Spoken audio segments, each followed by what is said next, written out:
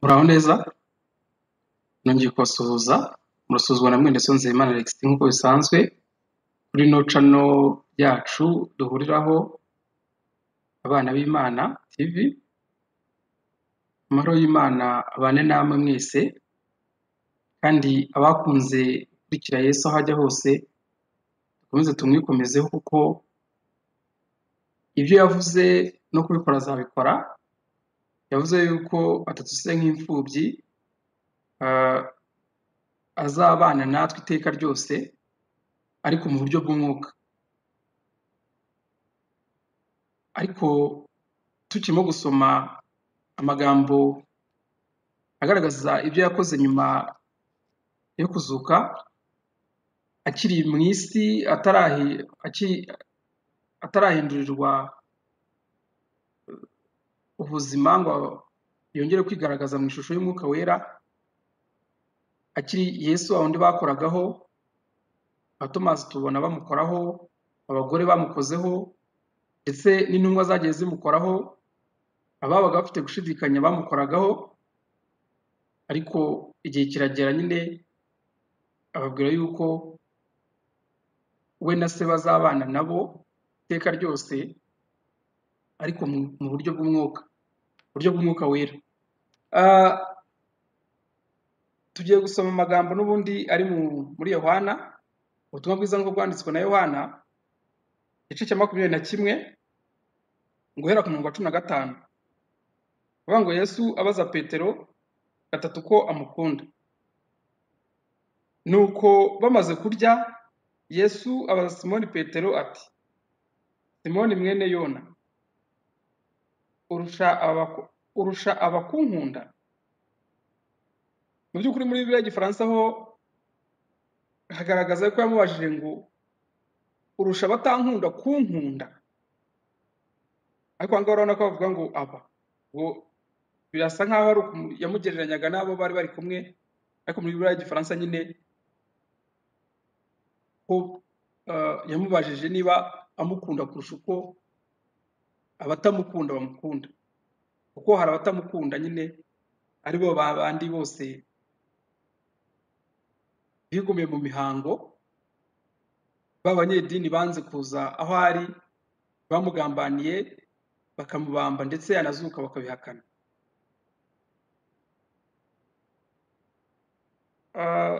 Ku murongo arakomeza aramusubiza ati, ye mwami uzi ko ngukunda.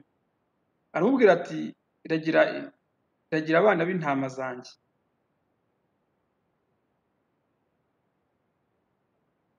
Mu Gifaransa n'ubundi bavuze les brebis, intama.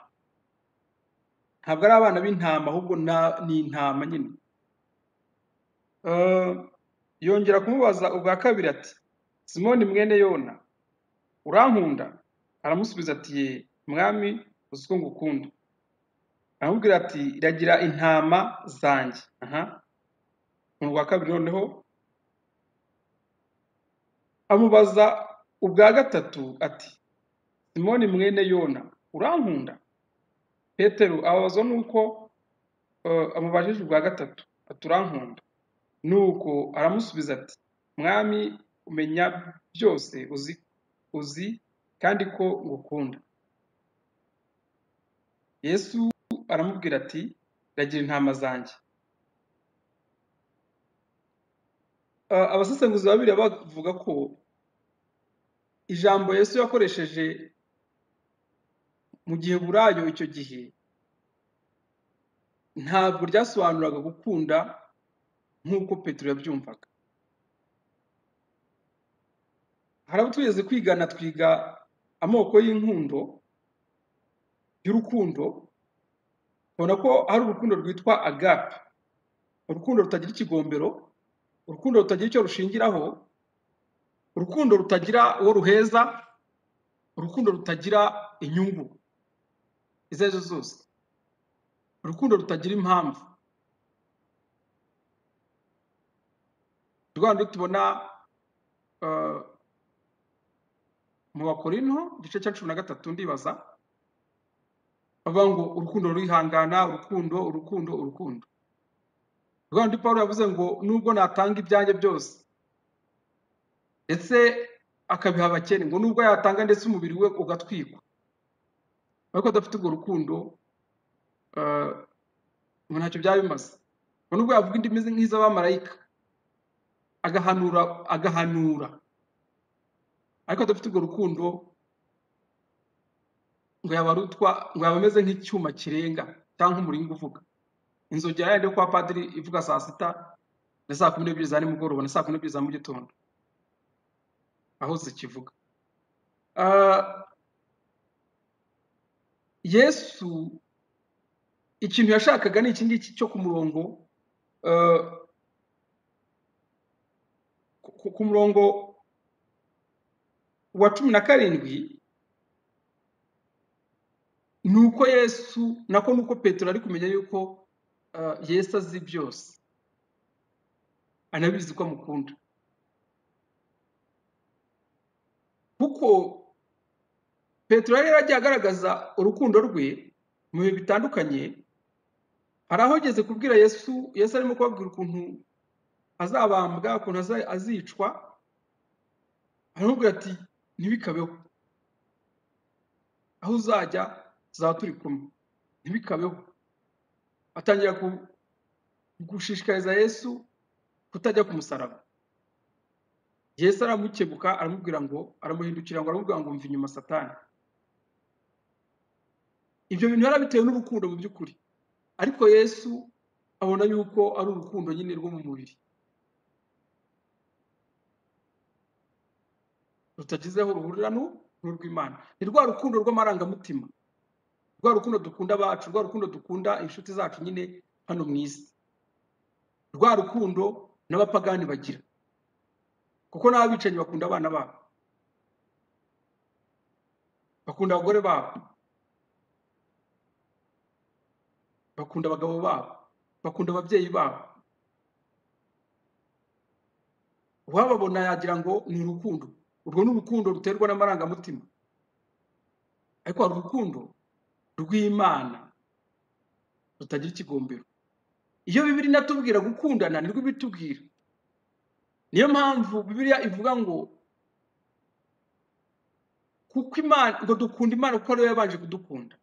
Umuntu utarakira urukundo rw'Imana muri we ntishoboka ko yakunda.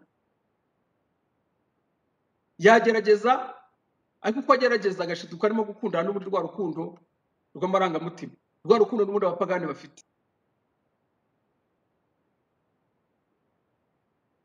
Hari aho Bibiliya ivuga ngo gukiranuka mu byongereho gukunda bene data.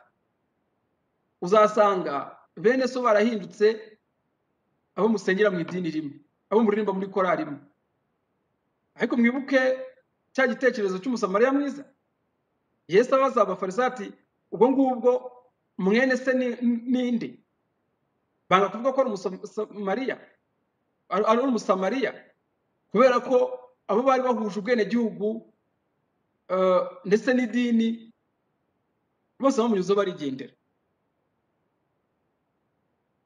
Dukeneye urukundo rumeze kuriya rero nka rw'umusamariya mwiza, rwa rukundo rutita kuvuga ngo umuntu nuwahe, uyu muntu hari ikindi mukurikiye muno. Nirwo Petero n'ubundi Yesu yashakaga ko yumva, agakomeza kubyumvira mu mubiri. Ikindi ni ijambo yamubwiye nyine, amubwira ati yagira intama zanjye, yagira intama zanjye. Ni Yesu, tubona ko twigeze kubona icyigisho kivuga ngo Yesu niwe mwungeri mwiza. Rero hano yaragiye gusubira mu ijuru, cyangwa se yaragiye kuva muri no shusho y'umuntu, yagiye kwiyambura ishusho y'umuntu akongera agahinduka umwuka, kuko Imana ni umwuka kandi Yesu ni Imana yigize umuntu, yambara kamere yacu, yambara umubiri. Rero yaragiye kwiyambura umubiri n'ubundi agasubirana ubumana mu buryo bw'umwuka wera. Byari bigoranye ko abantu bashoboraga gukurikira Yesu cyangwa kumwumva mu gihe cyose ari umwuka kandi bo bacyambaye imibiri. Nibaza ko mu buryo bugaragara niyo mpamvu yamubwiye ngo ndagira intama zanjye nk'umuntu ucyambaye umubiri. Ariko twibukiranye yuko kugeza aha ngaha bari bagitegereje umwuka wera, kandi umwuka wera Yesu hari yababwiye mu bice bibanza ngo natagenda ntabwo uwo mufasha azaza.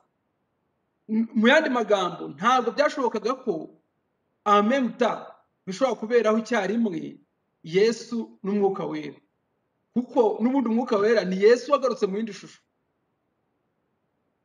Abatabyemera gutyo mbabarire, ni uburenganzira bwabo kubyemera uko babyemera. Uzasanga abantu bavuga bati ntabwo mugomba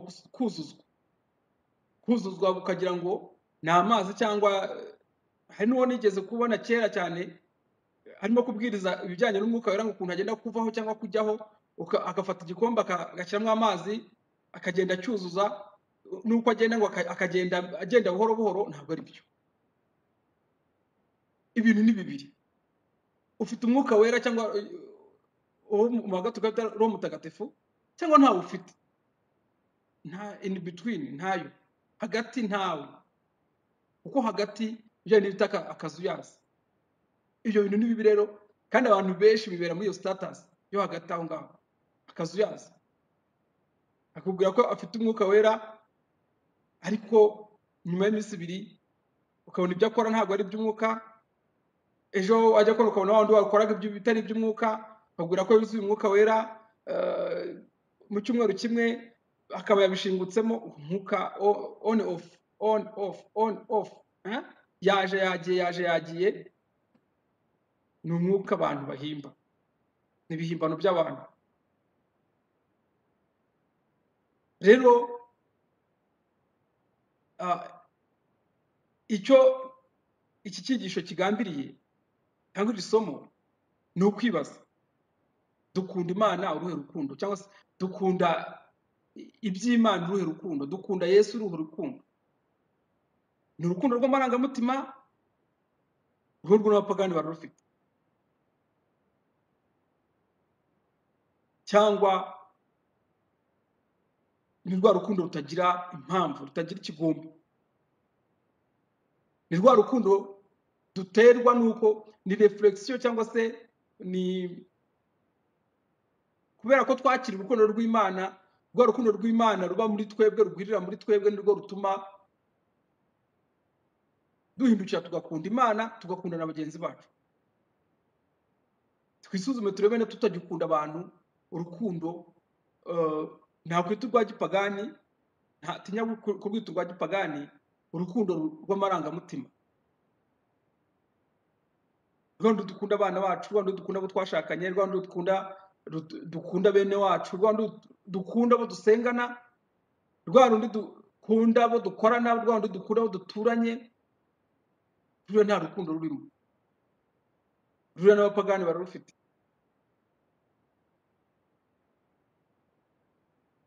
Twisuzume nidusanga tukiri mu rukundo rw'intuza rwo mu mubiri, rwa rukundo rw'amarangamutima, twakira urukundo rw'Imana kuko ruri hose. Icyo dukora twebwe ni ukurwakira gusa. Imana itugirire neza mu izina rya Yesu, amen.